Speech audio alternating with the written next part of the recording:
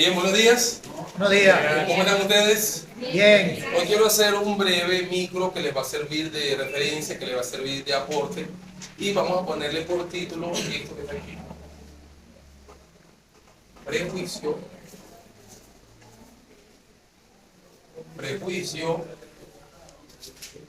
y vicio anulan. ¿Qué anulan? El juicio. Entonces, prejuicio y vicio, ¿qué hacen? Anulan el juicio y destruyen. Destruyen el honor.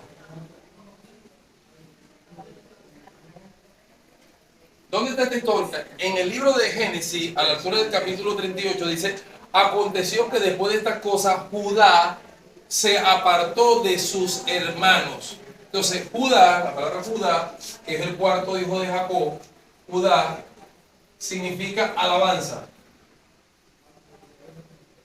Significa alabanza. El primer error que comete Judá es que él se aparta de sus hermanos. Él se aparta de la comunión. Diga, de la comunión. De la comunión. Entonces se apartó.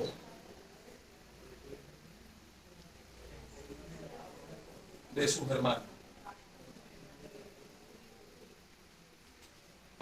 Número 2, se llegó a un cananeo adulamita. Se llegó a un cananeo.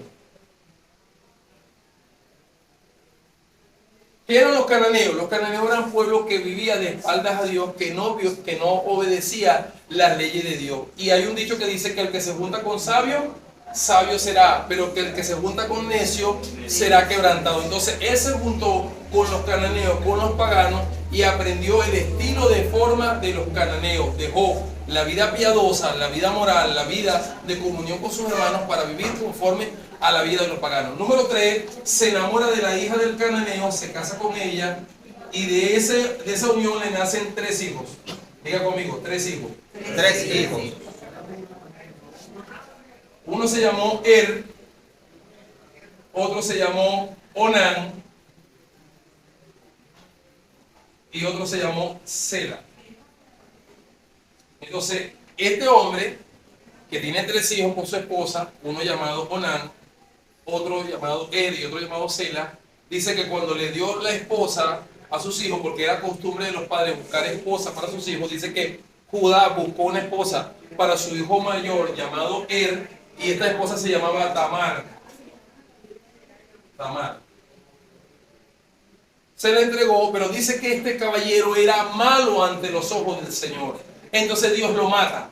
¿Qué hace Judá? Como padre responsable, llama a su segundo hijo, llamado Onán, y le dice: ahora llégate a la viuda de tu hermano, despósala y levántale descendencia para que tenga descendencia a tu hermano.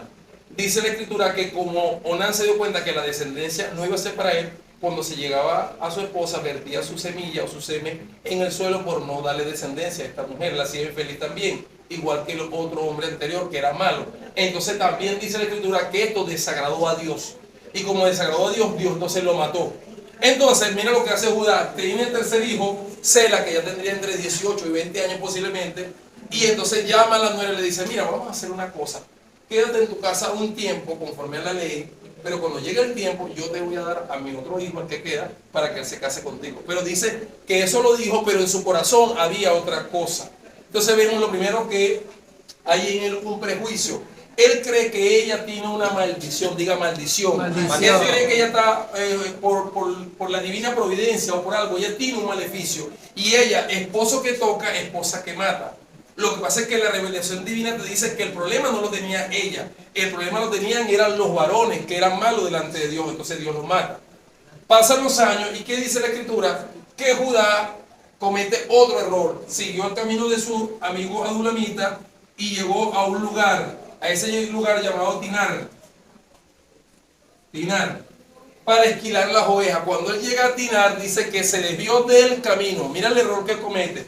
Se alejó de sus hermanos, fue a vivir con un cananeo, Y dice que se desvió del camino y consiguió a una mujer a la cual le pareció que era ramera porque tenía un velo.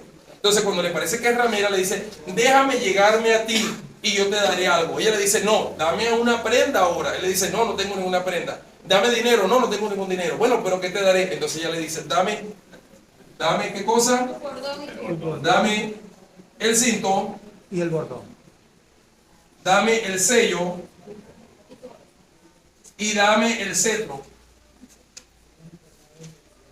Tres cosas que un ministro debe guardar aparte de su vida. La Biblia dice, sobre toda cosa guardada, guarda tu corazón.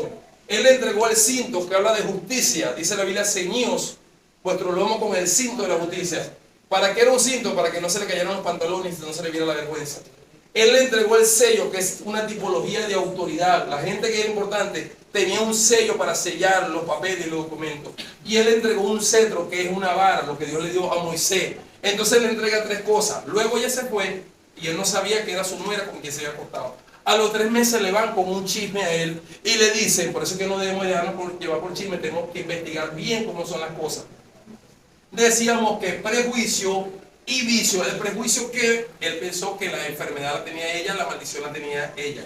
El vicio, que lo tenía él, se acostaba con ramera, se desvió del camino, se apartó de sus hermanos, empezó a seguir a la Dulamita, aprendió a vivir como cananeo, se acuesta con la mujer creyendo que era ramera, hace un juicio apresurado porque le dicen a los 3 meses, tu nuera está encinta, ciertamente ha fornicado. Entonces él, conforme a la cultura de la época, dice, sáquenla y quémenla viva. La cultura de la época, no preguntó. Pero cuando la sacaban, dice la escritura, que él le mandó a decir a su suegro, miren, sí, estoy encinta del varón que es dueño de un cinto, de un sello y de un cetro. Y él dice, wow, más justa es ella que yo, por cuanto no le di a mi hijo. La Biblia dice que hay pecados que están ocultos, que no se ven al principio, pero se van a hacer notar después. Él dice que hay hombres que cubren sus pecados que no se notan al principio, pero se notan después. Nosotros, varones, ustedes, mujeres, guárdense. Guardémonos para el Señor, porque esta enseñanza que está aquí nos revela que este hombre que era un patriarca, que tomaba decisiones trascendentales, que todo el mundo lo tenía como un hombre ilustre en la comunidad de Canaán, porque no vivía del todo conforme a las costumbres paganas. Mira, cuando manda a quemar a la suegra, tiene que quedar en evidencia, porque cuando después dijo, no, no la quemen, él tuvo que echarle el cuento delante de la comunidad de ancianos. ¿Por qué no la quemaban? Porque de él era el cinto, el sello y el cetro. Y eso es lo que nos cuesta a veces. Cuando hacemos las cosas malas y no vivimos para Dios, a pesar de que el Señor nos restaura, después tenemos que pagar un grave cuadrante. Pero misericordioso es Dios para restaurar a quien haya caído en esa condición. Sea quien sea, levántese en el nombre del Señor, arrepiéntase, pida perdón y eso sí, enderece su forma de vivir. Dios le bendiga. Amén.